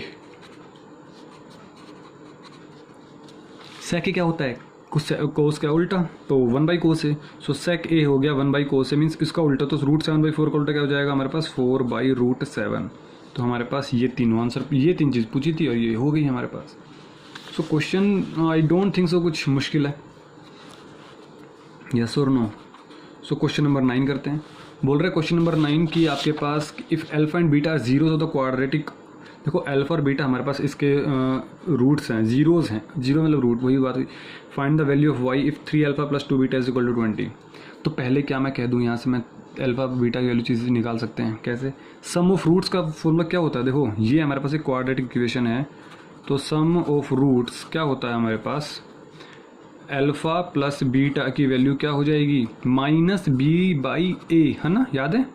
सो alpha plus beta is equal to minus, देखो b की वैल्यू क्या है मेरे पास -6, सो -6, और a की वैल्यू क्या है मेरे पास 1, क्योंकि x स्क्वायर कोफिशिएंट क्या है 1। तो a की वैल्यू 1 हो गई क्योंकि x का कोफिशिएंट 1 है, b की वैल्यू -6 हो गई और c की वैल्यू हमारे पास y। देखो यहाँ पर समझ, क्वेश्चन बड़ा प्यारा क्वेश्चन है, बहुत ही प्यारा क्वेश्चन। यहाँ पे समझो मेरी बात का मतलब, यहाँ पे देखो y लिखा हुआ है हमारे पास। थोड़ा सा इस पर गौर फरमाता हूँ मैं इस क्वेश्चन पे। हमारे पास यहाँ पर y है तो y ही हमारे पास एक कोफिशिएंट हो जाएगा। जैसे मैं बोल रहा हूँ कि अगर आपके पास सपोज एक ऐसी इक्वेशन होती है x² - 6x + 5, तो हम c की वैल्यू क्या लेते हैं? हम c की वैल्यू लेते हैं 5। यहाँ पर हमें c की वैल्यू क्या लेनी पड़ेगी? y लेनी पड़ेगी, क्योंकि यही हमारे पास एक कॉन्स्टेंट की तरह काम करेगा। क्योंकि वेरिएबल कौन हो गया? x, क्योंकि हमें क्वाड्रेटिक की बात कर रहे हैं। तो x² - 6x, तो a की वैल्यू 1, b की वैल्यू -6, c की वैल्यू y। यहाँ से a की वैल्यू हो गई 1, ठीक है। तो अल्फा प्लस बीटा की वैल्यू हमारे पास क्या हो गई? 6 हो गई। फर्स्ट इक्वेशन नाम ले लीजिए, देखते हैं कहाँ पे काम आती है। अच्छा, प्रोडक्ट ऑफ रूट्स हमारे पास क्या आता है? प्रोडक्ट ऑफ रूट्स हमारे पास वैल्यू आती है अल्फा इंटू बीटा। तो अल्फा इंटू बीटा की वैल्यू कितनी हो जाएगी हमारे पास? c/a, है ना। तो अल्फा बीटा की वैल्यू हो जाएगी c/a, मीन c की वैल्यू क्या है मेरे पास? y, एंड a की वैल्यू क्या है मेरे पास? 1। तो हमारे पास ये y ही हो जाएगा। सो हमारे पास दो पार्ट्स बन चुके हैं, alpha plus beta is equal to 6, alpha beta is equal to y। हमसे बोला क्या गया? Find the value of y, 3 alpha plus 2 beta is equal to 20। देखो हमारे पास एक इक्वेशन गिवन है, 3 alpha plus 2 beta is equals to 20। तो आपके पास क्या ऑप्शंस हैं? हमें निकालना क्या है? मेन पर्पस वो देखिए, आपको निकालना है y। तो आप पहले अल्फा बीटा निकाल दीजिए, बाद में y निकल जाएगा। कैसे? देखो इस वाली इक्वेशन से आप बीटा की जगह क्या रख दो? 6 माइनस अल्फा। यहाँ पर समझ पा रहे हो ना? बीटा की जगह फ्रॉम इक्वेशन नंबर 1, 3 अल्फा, देखो यहीं पे लिख दे रहा हूँ अभी। तो 3 अल्फा प्लस 2 बीटा की वैल्यू क्या हो जाएगी? 6 माइनस अल्फा, है ना। 6 minus alpha is equals to 20। तो इसको मैं सोल्व कर देता हूँ यहाँ पर, इसको सोल्व कर देते हैं यहाँ पे। So 3 alpha plus 2 into 6 that is 12 minus 2 into alpha that is -2 alpha is equals to 20। So 3 alpha में से 2 अल्फा गया, alpha plus 12 is equals to 20। तो अल्फा की वैल्यू कितनी हो गई हमारे पास? 8 हो गई। अल्फा की वैल्यू 8 हो गई। तो अल्फा की वैल्यू 8 हो गई तो बीटा की वैल्यू निकल जाएगी यहाँ से। So therefore 8 plus beta is equal to 6। तो बीटा की वैल्यू कितनी हो जाएगी? 6 minus 8 that is -2, that is -2। अब हमसे पूछा था y की वैल्यू बता दीजिए, तो put alpha and beta in equation number 2। तो अल्फा की वैल्यू भी और बीटा की वैल्यू यहाँ डाल दीजिए और आप आंसर और मजे लीजिए बस आप। अल्फा की वैल्यू 8 हो जाएगी, बीटा की वैल्यू -2, और यहाँ से निकल जाएगा y की वैल्यू। तो y की वैल्यू हो जाएगी मेरे पास -16। यस और नो? क्वेश्चन क्लियर है ना? सो क्वेश्चन करने का देखो सिंपल पैटर्न है और 3 मार्क्स का क्वेश्चन है, तो इजिली बन जाना चाहिए था ये question. So now move to the, अगर आपको कोई क्वेश्चन मुश्किल लगा तो प्लीज़ मुझे वो भी बताना कमेंट बॉक्स में कमेंट करके कि आपको ये क्वेश्चन ईजी लगा, ये मुश्किल लगा। बट ये ज़रूर बताना, कुछ और बताओ ना बताओ कि पेपर का लेवल ईजी था, मॉडरेट था, टफ था, ठीक है। सो क्वेश्चन नंबर 9 कंप्लीट हो चुका है। आई थिंक इसमें और कोई ऑप्शन नहीं। सो क्वेश्चन नंबर 10 पर आते हैं। बोल रहे हैं क्या? How many spherical shots each having diameter 3 centimeter can be made from a cuboidal lead solid of dimension 9 centimeter, 11 centimeter, 12 centimeter. Question को समझो बच्चे, देखो क्वेश्चन क्या कह रहा है वो इंपॉर्टेंट है। हाउ मेनी स्फेरिकल शॉट्स, मतलब कि स्फेरिकल, सपोज आप बोल्ट समझो, छोटी छोटी बॉल आती है ना वो, ईच हैविंग डायमीटर 3 सेंटीमीटर। देखो आपके पास सपोज करो ये है हमारे पास, ये स्फेरिकल बॉल्स हैं और इन सब का डायमीटर कितना है? 3 सेंटीमीटर, ठीक है। यहाँ पे लिख दो आप चाहो तो। So diameter of spherical shots कितना हो जाएगा? 3 सेंटीमीटर, ठीक है। Can be made from a cuboidal lead solid of dimensions 9 centimeter into 11 centimeter into 12 centimeter. आपने इन बॉल से made from a cuboidal lead solid, आपको एक क्यूबॉइडल शेप बना देनी है। क्यूबॉइडल शेप मतलब ये देखो कुछ ऐसा बना देना आप लोगों को। ये हमारे पास एक क्यूबॉइडल शेप हो गया, यस और नो। और उसकी शेप क्या है मेरे पास? 9 इंटू 11 इंटू 12। तो बोल रहे कि हमारे पास कितनी बॉल डालूँ? तो वही तो मैं कह रहा हूँ कि देखिए कितनी बॉल डालूँ, इसको मैं बोल देता हूँ कि n। लेट, यहाँ पे लिख दो पहले प्लीज़ कि let number of lead shots, let number of lead shots, lead है ना, स्फेरिकल शॉट डाल दीजिए आप यहाँ पे। स्फेरिकल शॉट्स हमारे पास, उसको हमने क्या मान लिया? हमने उसको मान लिया n। So therefore according to question क्या मैं कह दूं कि n मल्टीप्लाई बाई कितनी बॉल्स का वॉल्यूम है? तो वॉल्यूम ऑफ स्फेरिकल बॉल एक ही तो एक स्फेरिकल बॉल का वॉल्यूम निकालेंगे, उसको n से मल्टीप्लाई कर देंगे, तो total is equal to cuboidal के वॉल्यूम के बराबर हो जाएगा। So volume of spherical shot is equals to what, क्या मैं कह दूं कि यहाँ पर इज इक्वल टू क्या आ जाएगा कि वॉल्यूम ऑफ क्यूबॉइडल। अरे पूरा इसी बॉल से ही तो हमने क्यूबॉइडल बनाया है, तो पूरा वॉल्यूम हमारे पास क्या हो जाएगा, बराबर हो जाएगा। So cuboidal, yes I can say that. So n into volume of spherical shot means 4/3 pi r cube, volume of cuboidal means LBH। So n into 4/3 into pi की वैल्यू 22/7 इंटू r क्यूब, r इसका radius देखो diameter 3 है, ध्यान से diameter 3 तो radius कितना हो जाएगा 3/2। सो 3/2 का cube is equal to length breadth height सब कुछ दिया हुआ है 9, 11 एंड 12। इसको मल्टीप्लाई कर दीजिए और आंसर पाइएगा। सो n मल्टीप्लाई बाई कुछ कट रहा है तो काट देंगे इसको भी, 22/7, 3 का क्यूब 9 और ये 27 है ना, और 2 का क्यूब हमारे पास 8 हो जाएगा।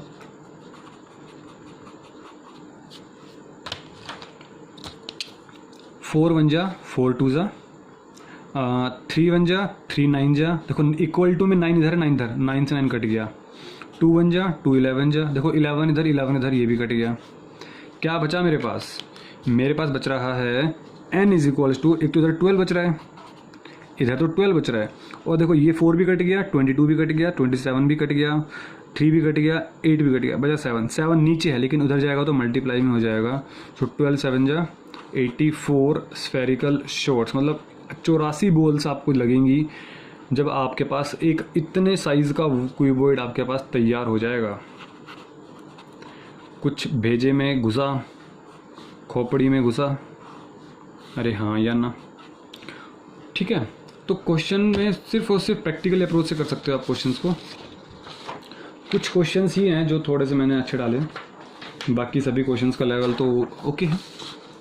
तो देखते हैं क्वेश्चन नंबर सेक्शन सी का क्वेश्चन नंबर 11 बोल रहे क्या कि Euclid division lemma to show that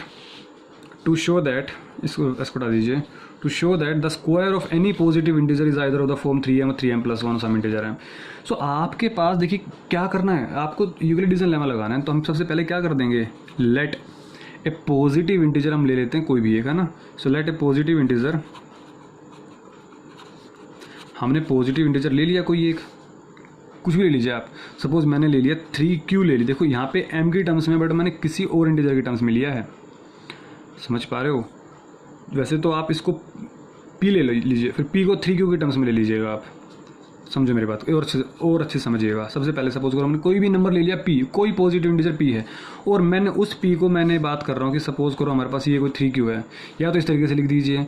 अगर आपको इस तरीके से समझ में नहीं आता तो आप डायरेक्टली सिर्फ 3q लिख दीजिए, और यहाँ पे लिख देना कि q हमारे पास कोई एक पॉजिटिव इंटीजर है। देखो इंटीजर को जब इंटीजर से मल्टीप्लाई करोगे तो बच्चे हमेशा इंटीजर ही मिलने वाला है, तो मतलब ओवरऑल हमारे पास ये पॉजिटिव इंटीजर, और हमें यही मानना था, ठीक है।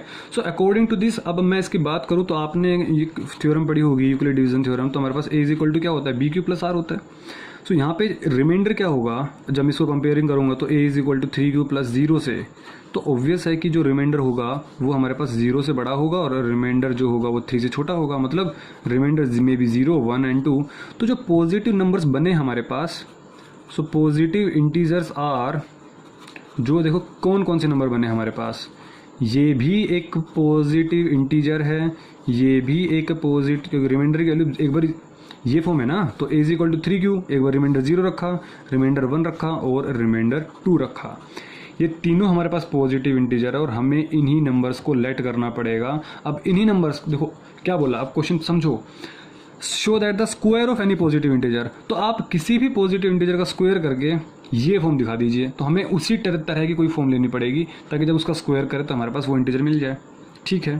So according to question squaring both side, so हमारे पास लेट, सो कोई भी एक इंटीजर है ना हमारे पास, तो पॉजिटिव इंटीजर क्या हमारे पास 3q है, सो लेट a ले लेते हैं कोई भी एक पॉजिटिव इंटीजर, तो a is equals to 3q, ठीक है। स्क्वायरिंग बोथ साइड कर दीजिए, सो स्क्वायरिंग बोथ साइड, क्योंकि हमें स्क्वायर करना है, देखो स्क्वायर ऑफ एनी पॉजिटिव, तो स्क्वायरिंग स्क्वायर बोथ साइड, ठीक है, हमने कर दिया। So a square is equal to 3q का whole square, so a square is equals to 9q square, अब मेरी बात ध्यान से समझना, तो क्या मैं कह दूं कि a square is equals to 3 multiply by 3 q square लिख सकता हूँ। क्यों सर आपने ऐसा क्यों लिखा? क्योंकि मुझे 3m की फॉर्म में चाहिए था, सो मैं इसको इसी फॉर्म में लिखूंगा। सो अब एक बात सोचिएगा, इंटीजर कोई भी इंटीजर ले लीजिए, इंटीजर होता है -5 -4 -3 -2 -1 0 1 2 3 4 5 से इन्फाइनाइट तक, माइनस इन्फाइनाइट से इन्फाइनाइट तक, लेकिन सारे नंबर्स ऐसे, ठीक है। तो सब आप अपने माइंड में कोई भी एक क्यू नंबर सोच लीजिए। सपोज आपने सोचा 7, तो 7 का स्क्वायर 49, 49 3 147, 147 भी तो एक इंटीजर है। मतलब ये कहना चाह रहा हूँ मैं कि 3q स्क्वायर हो वो भी हमारे पास एक इंटीजर है।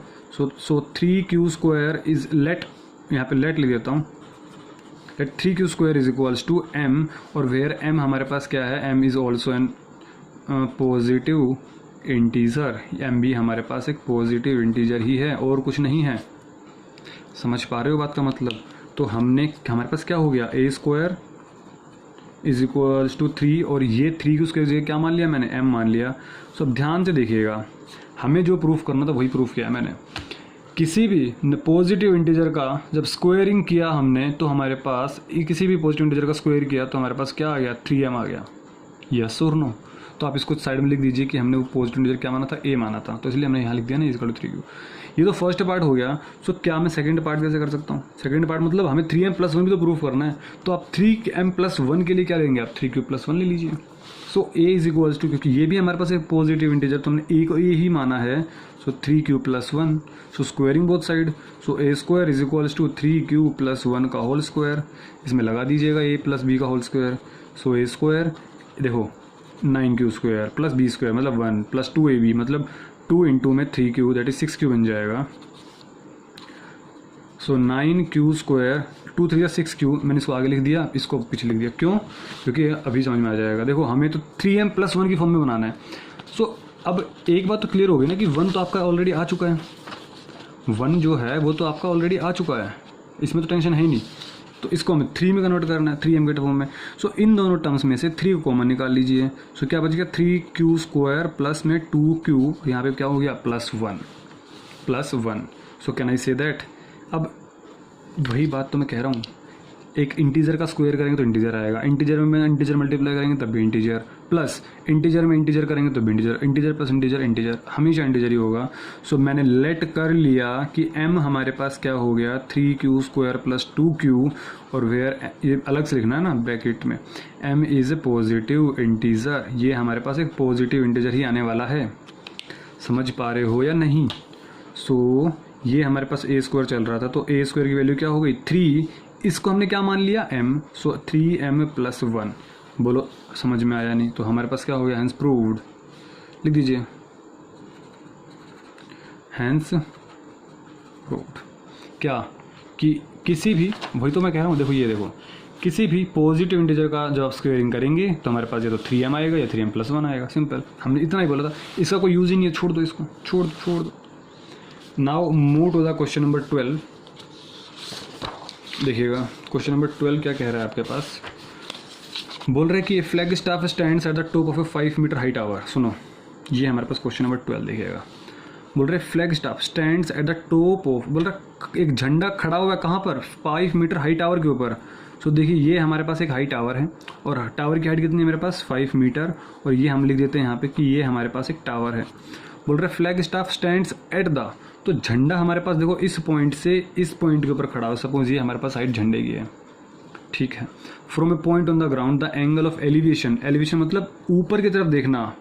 देखो बच्चे एलिवेशन मैंने अच्छी तरीके से बता रखा है जितने भी लेक्चर्स हमारे हुए हैं, कि एलिवेशन मीन्स कोई भी बच्चा है वो ऊपर की तरफ देख रहा है नीचे से, और कहाँ से, from A point on the ground, ठीक है। सो सपोज करो हमारे पास ये वाला पॉइंट हो गया, of the top of the flag staff, अगर देखो ये हमारे पास फ्लैग स्टाफ है मतलब झंडा है, तो झंडे के ऊपर देख रहे हैं यहाँ पर, तो ये जो एंगल बना रहा है हमारे पास, ये एंगल बना रहा है बेस से, और हमेशा एंगल हमेशा हॉरिजॉन्टल लाइन से होगा, कभी भी यहाँ से मत ले, वर्टिकल लाइन से मत ले लेना, ठीक है। 60 डिग्री एंगल बोल रहे हैं, तो ठीक है, हमने क्या बोल दिया, 60 डिग्री एंगल बोल दिया।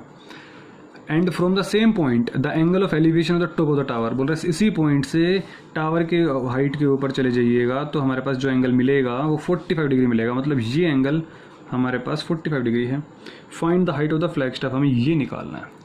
सो जिसको हमें निकालना है पहले उसी को देख लीजिए। Let the height of the flag staff, let the height of the flag staff क्या मान लेंगे सर, एक्स मानेंगे। ठीक है, मैंने आपकी बात मानी एक्स, बट मीटर में मानना, क्योंकि ये भी मीटर में तो ये भी मीटर में ही होगा। ठीक है, सो इसको मैंने मान लिया एक्स से, तो इसको आप लिख दीजिए। और मैं रिपीट कर रहा हूँ कि सारे के सारे डायग्राम्स आप प्लीज़ पेंसिल से ही बनाइएगा, समझ पा रहे हो। तो एक्स मान लिया, आप इनके नामकरण भी कर दीजिए। सपोज़ ये हमारे पास ए पॉइंट है, ये हमारे पास बी पॉइंट है, ये हमारे पास सी और ये डी। लिख दीजिए ये बातें भी, the height of the tower is 5 meter, है ना, तो ये चीज़ें लिख दीजिए आप। सो एक्स निकालते हैं, तो हमें ट्राइंगल लेने पड़ेंगे। सो इन ट्राइंगल, कौन से ट्राइंगल लेंगे, पहले बी सी डी ले लेते हैं। So in triangle B C D, तो मैं इस बेस को मैं सपोज करो अभी तो वाई मान लेता हूँ, बट मैं इसको लिख दूंगा। ठीक है, द बेस या फिर द पॉइंट, देखो आप क्वेश्चन के भाषा में लिखोगे ज़्यादा बेटर रहेगा। क्या, the distance between the bottom या फिर फुट ऑफ द टावर, ये टावर है ना, तो टावर का फुट से the distance between the foot of the tower and the point on the ground is y, इस तरीके से लिखोगे, प्लीज़ ध्यान देना।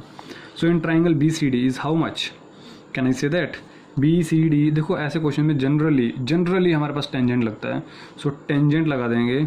अब देखो जब बी सी डी एंगल लिया है तो हमें एंगल भी तो ये लेना पड़ेगा। देखो बी सी डी वाले ट्राइंगल, छोटे वाले ट्राइंगल में हमारे पास ये वाला एंगल आएगा, जब बड़ा ट्राइंगल लेंगे तो हमारे पास ये वाला एंगल आ जाएगा। ठीक है, तो कितना एंगल हमारे पास 45 डिग्री इज इक्वल्स टू क्या, पी बी पी अपॉन, याद है, परपेंडिकुलर अपॉन बेस। तो perpendicular upon base, what is the perpendicular, angle के सामने। देखो मैं थोड़ा सा ट्राइंगल को अलग ही बना देता हूँ, अब आपको क्लियरली दिख जाएगा। यहाँ से देखिएगा, ये देखिएगा, ये ट्राइंगल, मैं बी सी ट्राइंगल की बात करूँ तो इस एंगल के सामने परपेंडिकुलर क्या हुआ, 5 मीटर हुआ। सिर्फ यही हाइट चाहिए होगी, पूरी हाइट नहीं लेने वाले। तो कितना हो जाएगा 5 मीटर, क्योंकि परपेंडिकुलर ये है और बेस हमारे पास क्या है y, और 1045 की वैल्यू होती है 1। So is equal to 5 upon Y. So y is equals to 5 and ये हमारे पास क्या आ गया, मीटर आ गया।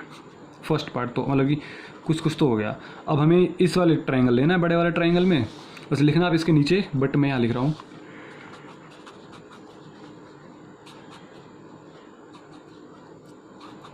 इन triangle A C D. So A C D triangle में हमारे पास कौन सा एंगल लेने वाले हैं, टेंजेंट 60 डिग्री, क्योंकि बड़ा एंगल होगा। और ये पूरी साइड होगी ना हमारे पास A C upon C D. What is the value of A C, देखो ए सी होगा x प्लस 5, क्या वैल्यू होगी हमारे पास x plus 5 divided by C B. C B क्या है, this is C D, not C B.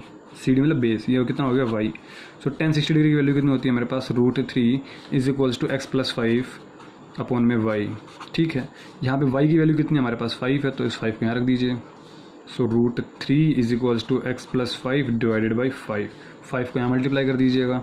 So 5 √3 is equals to x plus 5।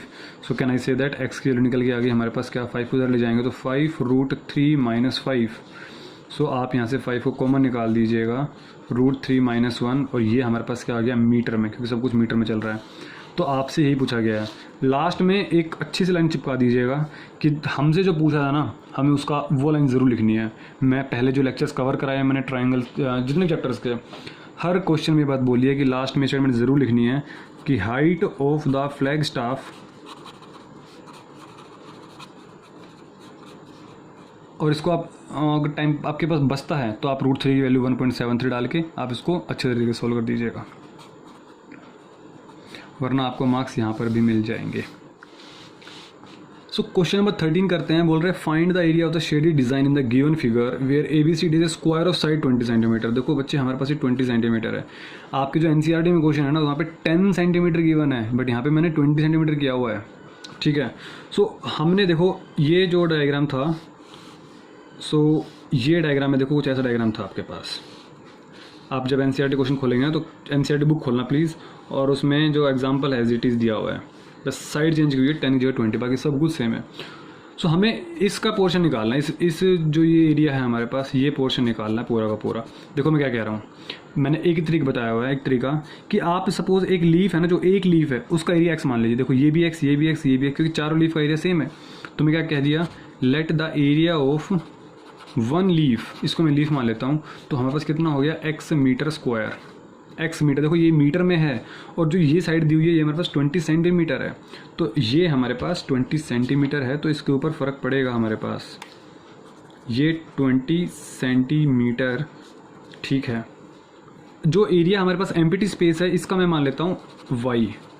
So area of one empty space is equals to y meter square. ठीक है, अब मुझे दो चीज़ें बनानी है कि दो इक्वेशन बना दूं तो हमारे पास x और y वेरिएबल निकल जाएगा। जैसे ही x वेरिएबल निकलेगा तो उसको देखो 1 2 3 4 4 से मल्टीप्लाई कर दूंगा, आंसर आ जाएगा। सर क्या बोल के इतनी जल्दी जल्दी? बच्चे कुछ नहीं, आपने क्वेश्चन किया हुआ है। आप एक बात बताओ कि क्या आपको ये दिख रहा है कि आपके पास ये सेमी सर्कल बन रहा है? ये सर नो, सेमी सर्कल बन रहा है। तो इसके नामकरण करेंगे तो ABCD, और यहाँ पे आपने सपोज कर दिया, बोल दिया O। सो इन रीजन AOB, इन रीजन AOB में रीजन देख लीजिए क्या, एक सेमी सर्कल बन रहा है। तो इस सेमी सर्कल में एक x ये रहा, एक x ये रहा और एक y ये रहा। ये भी तो y है, ये भी तो y है, ये x, ये x x x। सो क्या मैं कह दूँ 2x और y मिलके तो सेमी सर्कल बन रहा है। ये भी एरिया, ये भी एरिया, तो इधर हम एरिया से ही तो इक्वेट करेंगे। So 2x plus Y is equal to semi circle का area pi are square by 2, pi are square. R देखो ये पूरा डायमीटर है, तो रेडियस कितना हो जाएगा हमारे पास 10 सेंटीमीटर। तो 10 सेंटीमीटर, लेकिन ये सेंटीमीटर में, ये मीटर में। बच्चे यहाँ गलती करेंगे, इस क्वेश्चन में गलतियाँ होती हैं, इसलिए बाकी क्वेश्चन देखो इजी हैं, तो इस क्वेश्चन में थोड़ा सा टाइम दे के सही से करो ताकि आपके मार्क्स कटे ही ना। ठीक है, तो आर स्क्वायर, आर की वैल्यू देखो 10 सेंटीमीटर नहीं 10/100 मीटर हो गया, क्योंकि एक मीटर में हमारे पास 100 सेंटीमीटर होता है। तो 10/100 मीटर, इसका मतलब क्या हो गया 1/10 मीटर। ठीक है, रेडियस की वैल्यू में 1/10 मीटर पुट करनी है। तो पाई आर स्क्वायर, तो 1/10 का square divided by 2, pi are square by 2 semi circle का एरिया। ठीक है, इस 2 को तो यहाँ मल्टीप्लाई कर देता हूँ। तो 4x plus 2y is equals to pi 1/10 का स्क्वायर, तो क्या मैं कह दूँ 1/100 हो गया, मतलब पाई/100 हो गया। आप इसको चाहो तो यहीं रहने दो।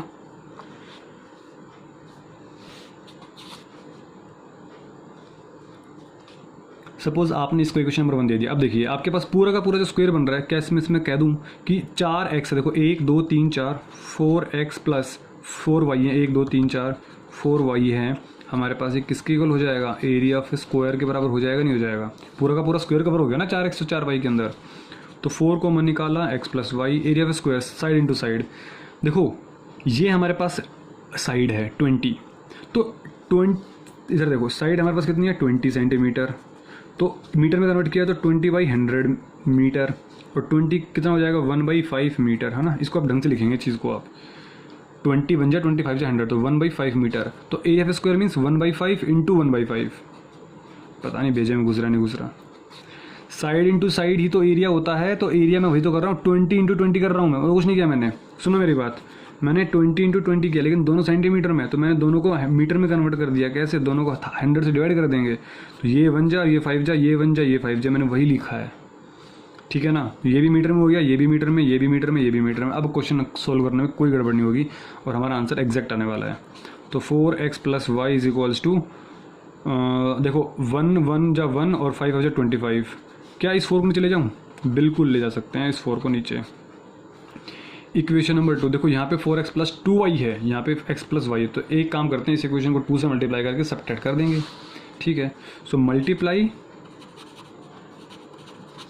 इक्वेशन नंबर 2, इक्वेशन नंबर 2 को मल्टीप्लाई करेंगे 2 से एंड सब्ट्रैक्टिंग। सो कर दीजिए। सो देयरफॉर देखो पहली इक्वेशन क्या है मेरे पास 4x plus 2y is equals to पाई/100। दूसरी इक्वेशन क्या है मेरे पास, 2 से मल्टीप्लाई करने के बाद कह रहा हूँ 2x प्लस 2y, 2 से मल्टीप्लाई कर दीजिए, 2 इंटू में ये 25 इंटू 4 देते 100 ही तो होता है। ठीक है, माइनस माइनस माइनस, ये तो कट गया, 4 में से 2x गया तो 2x बचा। 2x इधर थोड़ा ध्यान से करना, पाई/100 इधर है और माइनस, क्योंकि माइनस है ना बीच में, 2/100 इधर है। सो 2x इज इक्वल्स टू, क्या मैं 1/100 कॉमन निकाल लूँ तो पाई/2, पाई की वैल्यू कितनी है 22/7 और माइनस में 2।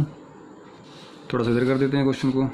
सो 2x की वैल्यू कितनी हो गई देखिएगा 1/100, 22/7 माइनस 2। देखो एलसीएम लेंगे तो यहाँ पे 7 आ जाएगा, तो 22 और ये 7 टू जा 14 है ना, 7 टू जा 14, तो कितना आ जाएगा हमारे पास ये 6 और 2 8/7। प्लीज़ पिछले क्वेश्चन में चेक करिएगा क्या कुछ गड़बड़ तो नहीं कर दी पिछले क्वेश्चन में।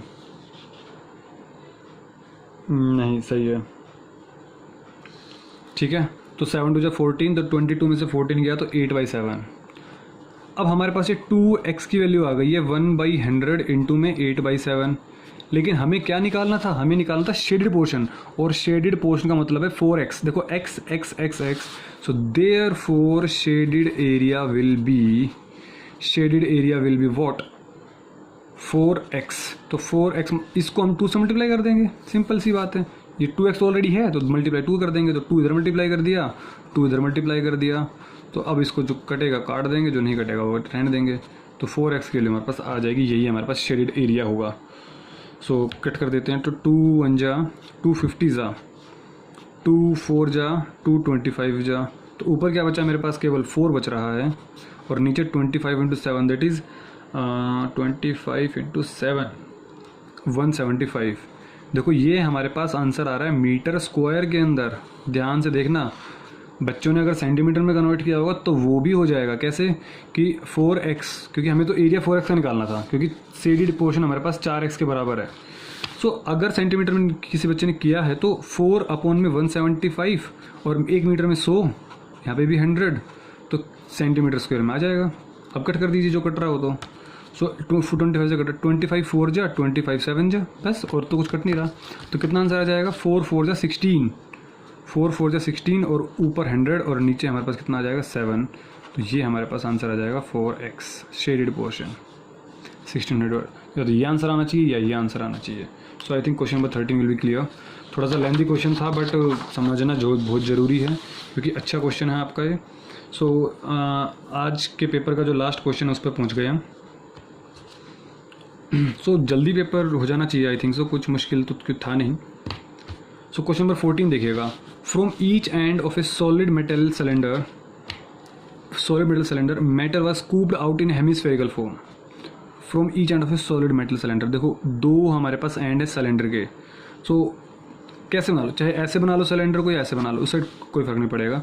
Hemisphere of same diameter, the height of the cylinder is this. ये हमारे पास क्वेश्चन मिलता जुलता है एनसीईआरटी से। अगर आपने ढंग से एनसीईआरटी क्वेश्चंस किए हैं तो इस क्वेश्चन में थोड़ा सा टाइम लगेगा, बट ध्यान से समझना। अगर इस क्वेश्चन समझ गए ना तो आई थिंक आपका चैप्टर नंबर 13 है वो लगभग कवर हो जाएगा। एक सॉलिड मेटल सिलेंडर है, ये पूरा सपोज करो हमारे पास एक क्ले मिट्टी से भरा हुआ है। मेटल वाला स्कूप्ड मतलब निकालना। जैसे आइसक्रीम खाते हैं तो वो देखा ना, जो कोन वाली आइसक्रीम होती है उसमें जो आइसक्रीम वाला निकाल के वो करता है, तो वो स्कूपिंग करता है। मतलब कि जो उसके पास एक बॉक्स होता है, उस बॉक्स में से वो आइसक्रीम को निकालता है उससे, और फिर हमारे पास जो होती है जो ऑरेंज वाली उसमें डाल देता है। तो वहाँ से स्कूपिंग कर रहा है वो, मतलब वहाँ से आइसक्रीम को निकाल रहा है उसको, तो उसको स्कूपिंग बोलते हैं उस डब्बे में जो निकाल रहा है। ठीक है। इन हेमिस्फेरिकल फॉर्म, तो of same diameter the height of the cylinder. अब सुनो, यहाँ से भी बोथ हैंड से बोल रहा है। देखो यहाँ पे एक वर्ड बोला गया फ्रॉम ईच एंड, ये काफ़ी इंपॉर्टेंट वर्ड है। तो यहाँ से भी हमने स्कूपिंग कर दिया, मतलब ये पोर्शन निकाल के मैंने बाहर फेंक दिया, और यहाँ से भी मैंने स्कूपिंग कर दिया। तो अगर देखा जाए हमारे पास तो सिर्फ यही पोर्शन बचा ना इस सिलेंडर के अंदर, कुछ और थोड़ी ना बचा। अरे हाँ या ना, क्योंकि ये पोर्शन तो हमने निकाल दिया बाहर। ठीक है। The height of the cylinder is 10 centimetre. तो हमारे पास जो हाइट हो गई सिलेंडर की वो कितनी होगी हमारे पास 10 centimetre. And it's base of radius, जो बेस ऑफ रेडियस है वो कितना हो गया हमारे पास 4.2 सेंटीमीटर। ठीक है। The rest of the cylinder is melted and converted into A cylindrical wire. आहा, क्या खूबसूरत क्वेश्चन है। बोल रहा है अभी जो बच रहा है ना, इसको हमने पिघलाया, मेल्ट किया और कन्वर्टेड इनटू सिलेंड्रिकल वायर, और इसको हमने सिलेंड्रिकल वायर के शेप में कन्वर्ट कर दिया। देखो कैसे, इसको सपोज ग्रीन पोर्शन दिख रहा है आपको, ये इसको हमने पिघला दिया तो हमारे पास कुछ लिक्विड शेप में कोई आ जाएगा, मेटल आ जाएगा। इसको हमने वायर बना दिया। देखो वायर तो ऑब्वियस ही बात है ऐसा वायर होगा कुछ। ये देखो वायर बड़ा बनता जाएगा, जितना भी बड़ा बने हमें इससे मतलब नहीं, बस सपोज करो हमारे पास एक वायर बन गया, ये वायर है एक। ठीक है। Into cylindrical wire of 1.4 centimetre thickness, मतलब उसका जो डायामीटर हो गया वो हमारे पास ये हो गया। सो यहाँ पे लिख देते हैं हम, diameter of wire is 1.4 centimetre. ठीक है। सो find the length of the wire, तो इसकी कुछ ना कुछ लेंथ भी तो होगी। देखो डायमीटर तो हो गया कि 1.4 सेंटीमीटर, लेकिन लेंथ भी तो कुछ ना कुछ होगी। सो मान लेते हैं कि जो लेंथ ऑफ वायर है वो हमारे पास क्या है, वो हमारे पास L सेंटीमीटर है। ये क्वेश्चन देखो अब, तो क्वेश्चन का मतलब समझो पहले। सिलेंडर था, स्कूपिंग आउट किया, जो बचा उसको पिघलाया, उससे हमने वायर बना दी। तो ये जो ग्रीन पोर्शन है वो ग्रीन पोर्शन हमारे पास यही वाला ग्रीन पोर्शन है। बस क्वेश्चन खत्म। तो इसका वॉल्यूम इक्वल टू इसका वॉल्यूम, लेकिन इसका वॉल्यूम कितना होगा? पूरे सिलेंडर के वॉल्यूम में से पहले दो तो हमने हेमिस्फीयर का वॉल्यूम हटाएंगे, एंड इज इक्वल टू इस सिलेंडर। देखिए ये भी तो एक सिलेंडर की फॉर्म है, एक डायमीटर और एक हाइट है। ये बस मोटा है, ये पतला है, तो है भी तो ये भी सिलेंडर की फॉर्म, ठीक है।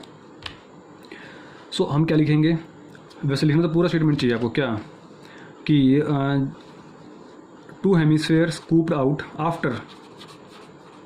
After two hemisphere scooped out remaining volume, आप थोड़े neat and clean handwriting में लिखेंगे please. Remaining volume of cylinder 1 is equal to volume of wire. ये भी तो एक सिलेंड्रिकल फॉर्म है।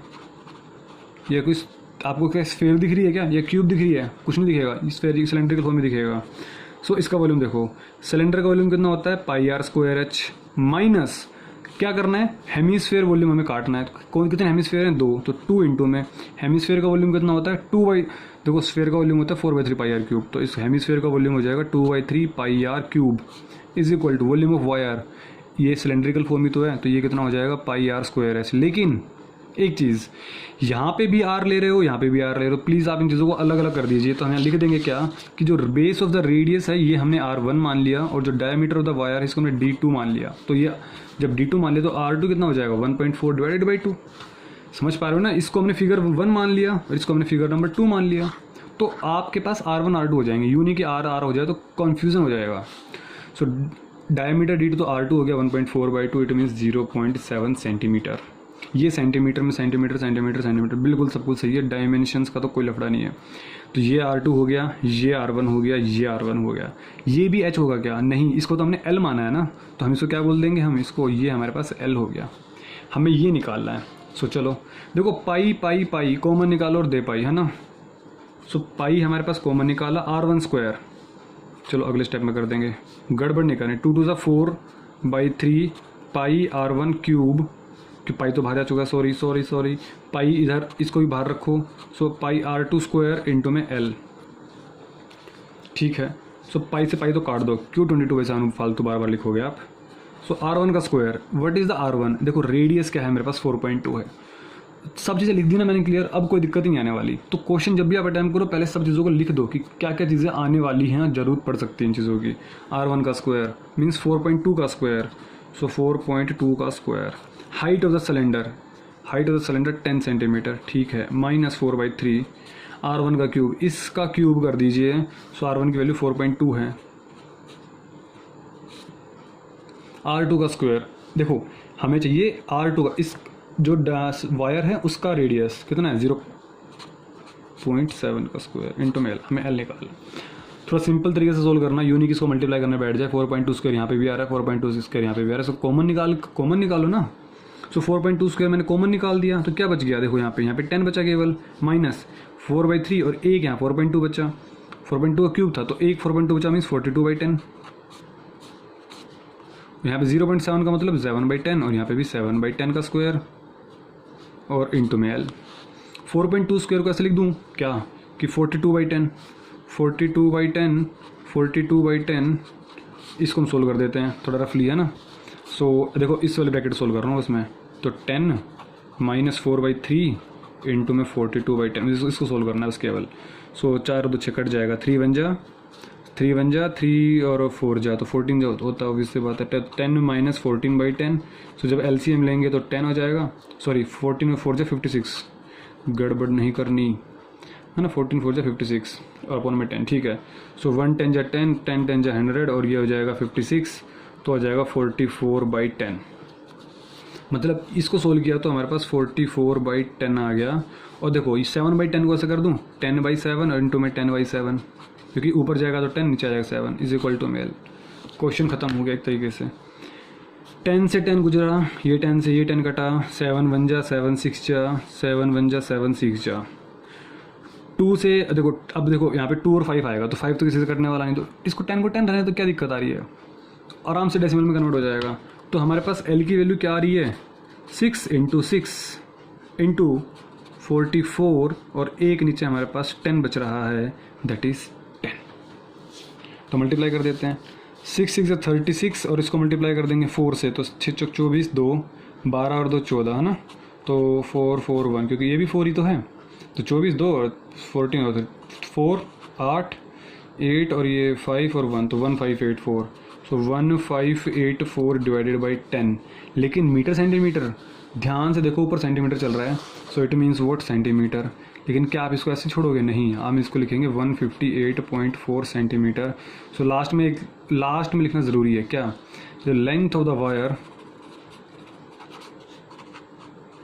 हमारे पास जो आने वाली है वो 158.4 सेंटीमीटर। और आप इस स्टेप को, लास्ट वाले स्टेप को बॉक्स के अंदर बना के आओगे, जितने भी आपके पास आंसर आएंगे ना, आप उसको बॉक्स में बना के आएंगे। This is all about your question paper. Hope so आपको समझ में आया होगा। ठीक है, आप इन वीडियो को ज़रूर शेयर कीजिएगा अपने दोस्तों के साथ, ताकि सभी देख सकें। और अभी तक चैनल सब्सक्राइब नहीं किया तो सब्सक्राइब करना ना भूलें, क्योंकि ऐसे आपके पास अपडेट्स आते रहेंगी जो भी वीडियो अपलोड हो, ताकि आपके पास अपडेट्स मिल सके आपको। सो मिलते हैं जल्द ही, और तब तक अपना ख्याल रखिएगा, स्वस्थ रहिएगा और मस्त रहिएगा।